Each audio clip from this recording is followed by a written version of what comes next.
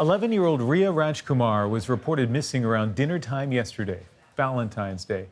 It was also her birthday and the birthday of her now grieving mother. She was out with her father, Rupesh Rajkumar, but never returned. Her body was found in his Brampton, Ontario home around midnight, just a short while after an Amber Alert was issued. Today at Riya's school, grief counselors were brought in. It's just really sad. She was really nice. As neighbors gathered at a memorial near the crime scene, relatives of the accused said they had no idea what was going on until they saw the Amber Alert.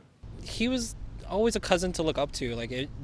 We just never expected this to happen. Can't believe it. Can't believe it. It's totally shocked. We don't, I don't even, it's not like we were speechless.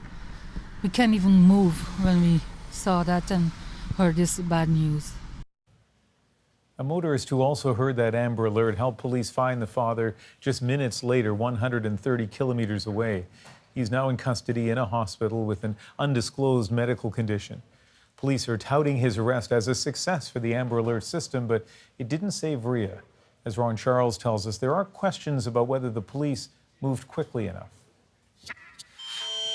This is what people in Ontario saw and heard on their mobile phones last night just after 11:30. But this Amber Alert was issued almost 5 hours after little Riya Rajkumar was reported missing by her mother. Riya's father, Rupesh Rajkumar, had the child and had sent concerning messages. The Ontario Provincial Police administers the Amber Alert system and requires cases to meet 3 criteria. The first criteria is the child has to be under the age of 18. The second criteria is they have to be believed to be in danger.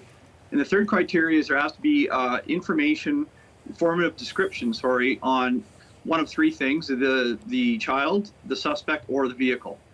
Police in Brampton, Ontario say Riya's case appeared to meet those criteria, but officers had to investigate first. Maybe it isn't what they think. We want to cover everything off, right? We don't want to leave anything unturned. Obviously, when we realize, we're not getting it, we're extremely concerned for their well-being. We fill out the form with OPP for the Amber Alert.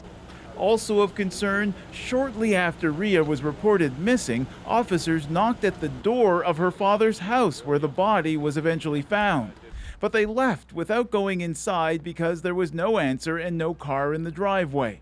It was only hours later that they finally forced their way in. At some point in the investigation, they received enough information that they felt that the girl, the 11-year-old girl, could in fact be in the residence and was in need of assistance. So with that information, that threat for somebody's life, they were able to force entry. The police were asked if they'll review their policy on forced entry when looking for a child. We want to finish dealing with this portion of the investigation, and perhaps that would be something that would be looked at later. Small comfort for a mother, family, and community now in grief. Ron Charles, CBC News, Toronto. That late-night Amber Alert also led to hundreds of 911 calls, and we're not talking about tips to locate the suspect. The calls were to lodge complaints about being woken up by the alert. Police were unapologetic, tweeting, as a direct result of someone receiving the alert, we were able to locate the suspect and his vehicle. The system works. Tonight, we spoke to one officer who expressed disappointment about the response.